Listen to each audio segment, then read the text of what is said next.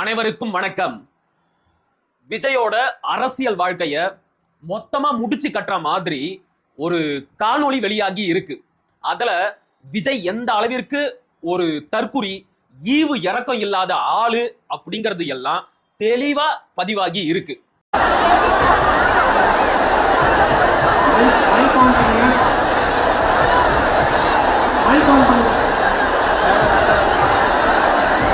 கரூர் கூட்டத்துல எங்க தளபதி மேல வேண்டுமென்றே செருப்பை எரிஞ்சாங்க, கல்லெடுத்து எரிஞ்சாங்க, கூட்டத்துக்குள்ள ஆம்புலன்ஸ விட்டாங்க, இது எல்லாமே செந்தில் பாலாஜியோட சதி அப்படின்னு சொன்ன கதைகளை எல்லாம் பொய்யாக்குற மாதிரி ஒரு காணொளி வெளியாகி இருக்கு. தற்போது நம்முடன் நமது அரசியல் பிரிவு ஆசிரியர் ஹரிஹரன் இணைந்திருக்கிறார். வணக்கம் ஹரிஹரன். தற்போது இந்த காட்சிகள் நமக்கு வெளியாகி இருக்கிறது. அந்த செருப்பு வீசக்கூடிய நபர் செருப்பை வீசிய பிறகு விஜயை நோக்கி சைகை செய்யக்கூடிய காட்சிகள் கூட நம்ம இதுல பார்க்க முடிகிறது. இதை எப்படி நம்ம எடுத்துக்கலாம்? செருப்பு வீசப்பட்டதாக பேசப்பட்டது. இப்ப நம்ம அந்த காட்சிகளை பார்க்கிறோம். செருப்பு மட்டுமல்லாம இந்த தேங்காய்களை கூட வீசக்கூடிய காட்சிகள் இப்ப வெளியாயிருக்கு. கூட்டத்துல மயக்கம் அடைஞ்சு செத்து போன ஒருத்தனுக்கு மறுபடியும் உயிர் கொடுக்கிறதுக்காக சிபிஆர், அதாவது நெஞ்ச புடிச்சு அழுத்தி இதயத்தை மறுபடியும் துடிக்க வைக்க முயற்சி செஞ்சிருக்கிறாங்க. அது முடியாம போனதுனால செத்து போன அவனை தூக்கி தோல் மேல போட்டுக்கிட்டு ஆம்புலன்ஸுக்கும் கூட்டிக்கிட்டு போயிருக்கிறாங்க. இந்த காணொளியும் நேற்றைக்கு வெளியாகி இருக்கு.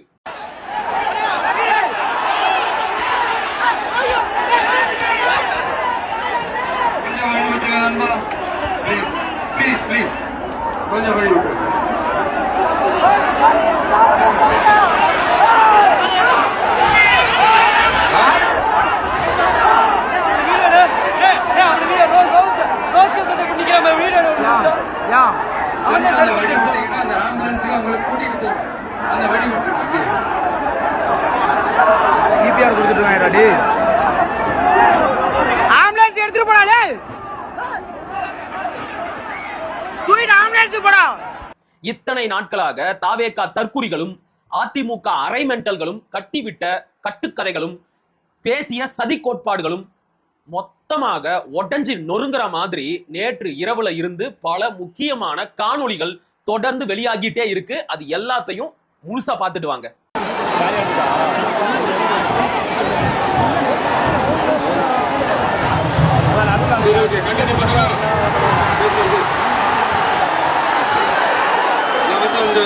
ஏர்போர்ட் கட்டுறதை பத்தி சொன்னேன் இல்லைங்களா? அது வந்து கட்டினா அந்த 1000 ஏக்கருக்கு மேல அந்த ஏரி நல்லா இருந்தா விவசாயம் செழிப்பா இருக்கும். விவசாயம் செழிப்பா இருந்தா மொத்தமா பல லட்சம் குடும்பம் சந்தோஷமா இருக்கும். அதாவது உங்க ஆட்சி வரும் அன்னைக்கு இந்த பஞ்சப்பட்டி ஏரிக்கு உயிர் வரும். உங்க முகத்தில் நிம்மதி, சந்தோஷம் எல்லாம் திரும்ப வரும். ஜவுளி தொழில் கரூர் நகரை வளர்த்தெடுக்குது. இருந்தாலும் மக்கள் பாதிக்காத வண்ணம் ஜவுளி தொழிற்சாலைகள் இருந்து வெளியேறிய கழிவுகளை சுத்திகரிக்க விஷயத்தை பற்றி முன்னாடி பேசலாம்னு சொன்னேன். அந்த விஷயத்துக்கு வருவோம்.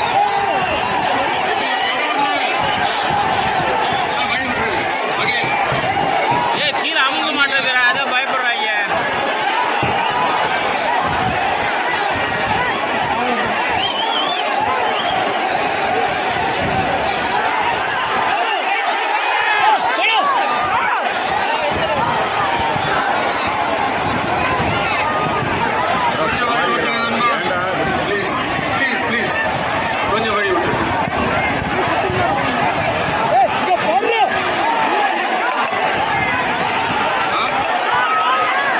யாரு விஜய் மேல செருப்பை எரிஞ்சது, எதுக்காக எரிஞ்சாங்க, கூட்டத்துக்குள்ள ஆம்புலன்ஸ் எதுக்காக வந்துச்சு அப்படிங்கிற எல்லா விஷயமும் இப்ப தெளிவாயிருச்சா? விஜய் பேச தொடங்கிய போதே கூட்டத்துல சாவு விழ ஆரம்பிச்சிருச்சு. 1 இல்ல 2 இல்ல 10 பேர் செத்து போயிட்டாங்க. அதை எப்படியாச்சும் விஜய்க்கு தெரியப்படுத்தணும். முடிஞ்சா ஏதாச்சும் செஞ்சு, அதாவது சிபிஆர் மாதிரி ஏதாச்சும் செஞ்சு கடைசி நேரத்துல அவங்கள காப்பாத்திரணும் அப்படிங்கிற நோக்கத்துல தான் விஜய் மேல செருப்பை எரிஞ்சு அவரோட கவனத்தை இந்த பக்கம் திருப்ப பார்த்திருக்கிறாங்க. செருப்பு மட்டும் கிடையாது, தேங்காய், வாட்டர் பாட்டில், கச்சி துண்டு அப்படின்னு கையில கிடைக்கிற எல்லாத்தையும் விஜயோட பேருந்து மேல தூக்கி வீசி இருக்கிறாங்க. எதுக்காக? விஜயோட கவனத்தை இந்த பக்கம் திருப்பணும், முடிஞ்சா ஆம்புலன்ஸை இந்த பக்கம் வர வைக்கணும் அப்படிங்கிறதுக்காக. நீங்களே அந்த காணொலியை பாருங்க. விஜய் மேல செருப்பை எரிஞ்ச நபர் தெளிவா சைகை செய்வாரு. 10 பேர் செத்து போயிட்டாங்க அப்படின்னு அவர் சைகை செய்வாரு. ஒரு கட்டத்துக்கு மேல விஜய் இந்த பக்கம் திரும்பி பார்க்கல, விஜயோட பாதுகாவலர்களும் அதை கண்டுக்கல அப்படின்ன உடனே சோர்ந்து போய் தலைமையில கைய வச்சுக்கிட்டு இப்படி திரும்பிடுவாரு. எல்லாமே அந்த காணொளியில தெளிவா பதிவாகி இருக்கு. இப்ப என்ன சொல்ல போறாங்க? அப்ப கூட பாருங்க, விஜயோட கவனத்தை இந்த பக்கம் ஈர்க்கணும் அப்படின்னா அதுக்கு செருப்பை கொண்டுதான் எரிவீங்களா, தேங்காயை கொண்டுதான் எரிவீங்களா அப்படின்னு கேணத்தனமா கேள்வி கேட்பாங்க. யாரு? இந்த தற்குறி அணில்கள். அட தற்குறி முண்டங்களா, நீங்க தான் கூட்டத்துல கத்துறீங்களே, தளபதி தளபதி விஜய் விஜய் அப்படின்னு கத்துறீங்க, கூச்சல் போடுறீங்க. உங்களோட கூச்சல் சத்தத்துல அந்த மரண ஓலம் கேட்கலடா. அவங்க அலறல் சத்தம் விஜயோட காதுக்கு போய் சேரல. அதனால தான் எப்படியாச்சும் விஜய இந்த பக்கம் திரும்பி பார்க்க வச்சிடணும் அப்படிங்கிற நோக்கத்துல அந்த நபர் செருப்பை கொண்டு எரிஞ்சிருக்கிறாரு. எவன்டா அது செருப்புல அடிக்கிறது அப்படின்னாச்சும் விஜய் இந்த பக்கம் திரும்பி பார்த்திருப்பாருல்ல. ஆனா அப்படியும் பார்க்கல. அந்த சொரணகட்ட நாய் அப்படியே பேசுது. நானும் கோபத்தை கட்டுப்படுத்தணும்னு பாக்குறேன். ஆனா இந்த காணொளிகளை எல்லாம் பார்க்கும்போது அடக்க முடியாத ஆத்திரம் வருது. ஒருத்தர் செத்தே போயிட்டாரு.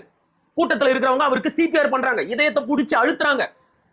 ஆனா அதுவும் வேலைக்கு ஆகல. கடைசியில அந்த நபரை தூக்கி தோள் மேல போட்டுக்கிட்டு போட ஆம்புலன்ஸுக்கு அப்படின்னு கத்துறாங்க. ஆம்புலன்ஸை யாரு கூப்பிட்டாங்க, எதுக்காக கூட்டத்துக்குள்ள ஆம்புலன்ஸ் வந்துச்சு அப்படிங்கிற செய்தி இந்த இடத்துல தெளிவாயிருச்சா?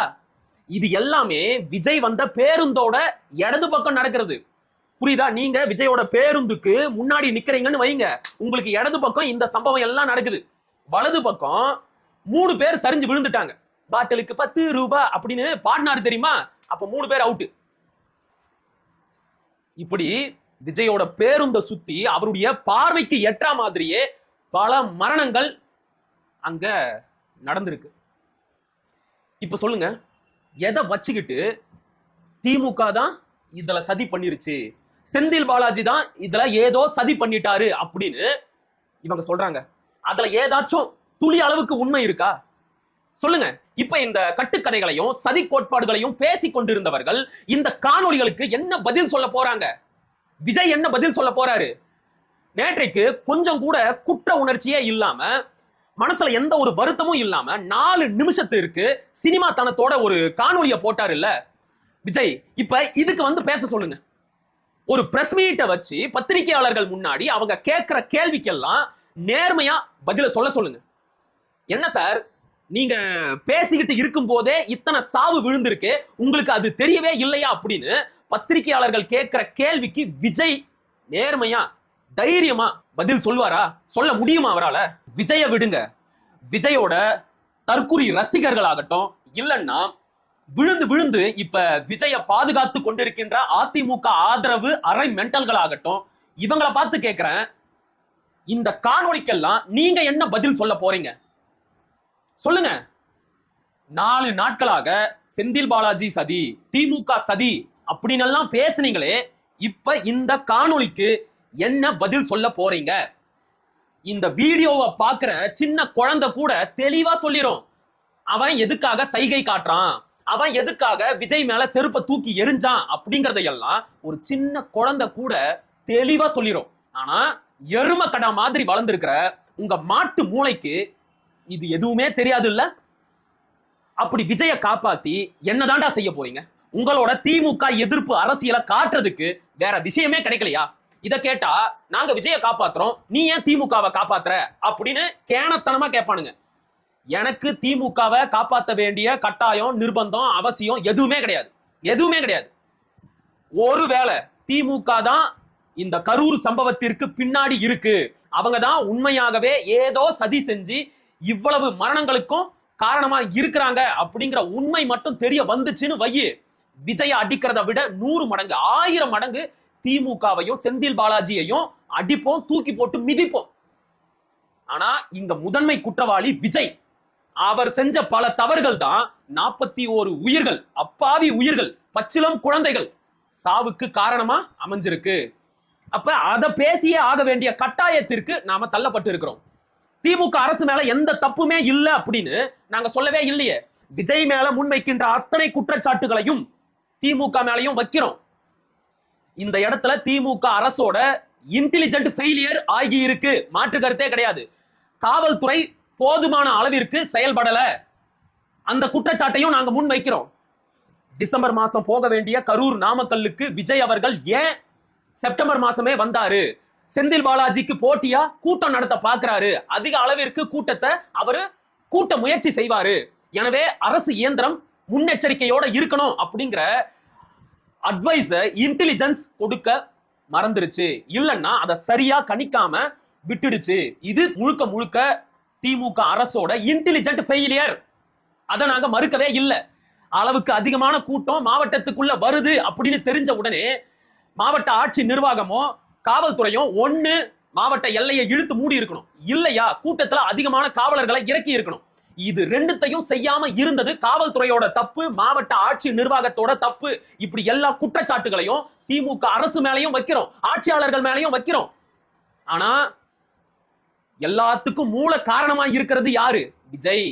அவரு தன்னுடைய ஈகோவுக்காக நீ மட்டும்தான் கூட்டத்தை காட்டுவியா, இங்க பார் செந்தில் பாலாஜி, இங்க பார் உன் ஊருக்கு வந்து உனக்கு போட்டியா உன் கோட்டையில நான் ஓட்டைய போட்டு காட்டுறேன், உன்னை விட அதிகமா கூட்டத்தை கூட்டி காட்டுறேன் அப்படிங்கிற ஒரு அரசியல் போட்டி மனப்பான்மையில, ஒரு ஈகோ மென்டாலிட்டியில திட்டமிட்டு விஜய் செஞ்ச பல தவறான செயலால இன்னைக்கு 41 உயிர் போயிருக்கு.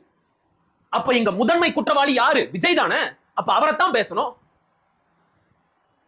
இப்ப பார்த்த வீடியோவுல அத்தனை பேர் செத்து போயிருக்கிறாங்கல்ல, அது எதுவுமே விஜயோட கண்ணுக்கு தெரியவே இல்லையா?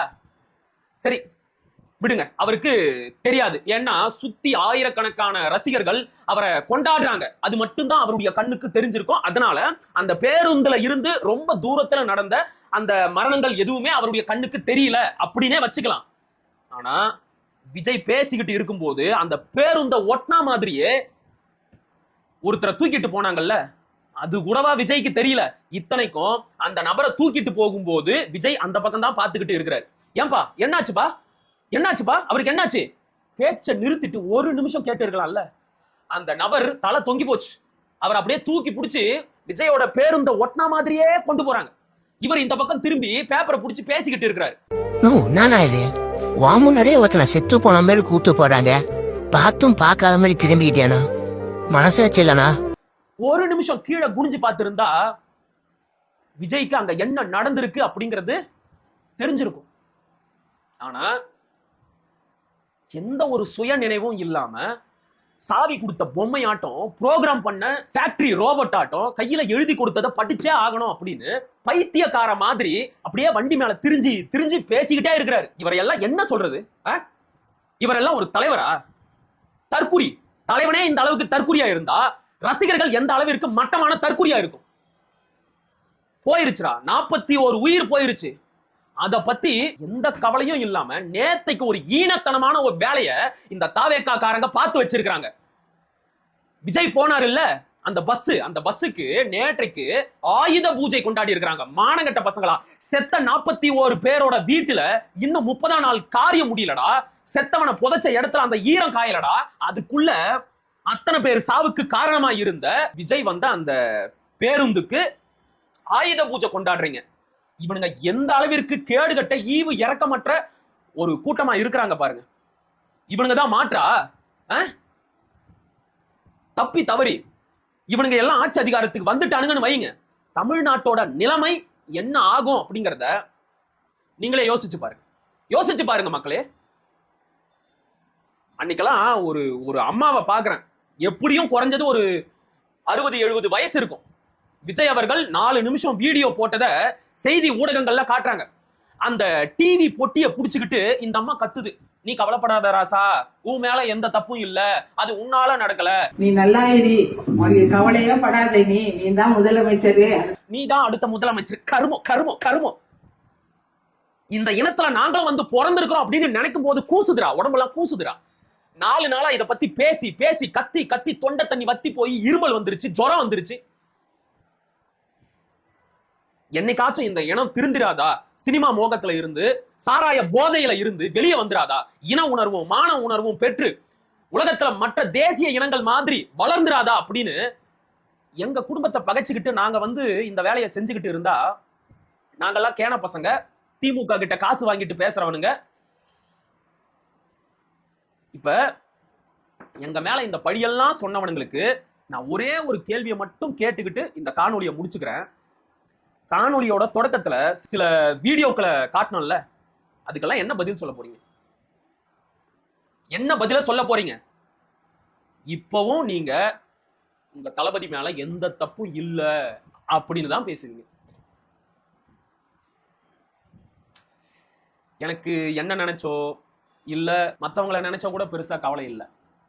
இந்த இனத்திற்கு ஒரு நாடு வேணும், இந்த இனம் விடுதலை அடையணும் அப்படிங்கிறதுக்காக ஒரு தலைவனோ அவனுடைய குடும்பமோ அவனை நம்பி 50,000த்திற்கும் மேற்பட்ட மாவீரர்களும் உயிரை கொடுத்திருக்கிறாங்கல்ல, அவங்கள நினைச்சாதான் ரொம்ப வேதனையா இருக்கு, வலியா இருக்கு. போயும் போயும் இந்த இனத்துக்கா சி, ஒரு சினிமாக்காரன் பின்னாடி போய் உயிரை விட்டுட்டு இப்பயும் அவன் நல்லவன் அப்படின்னு பேசுதுங்களே, இதுங்க எல்லாம் சோறுதான் திங்குதா? மீண்டும் ஒரு காணொளியில் சந்திப்போம்.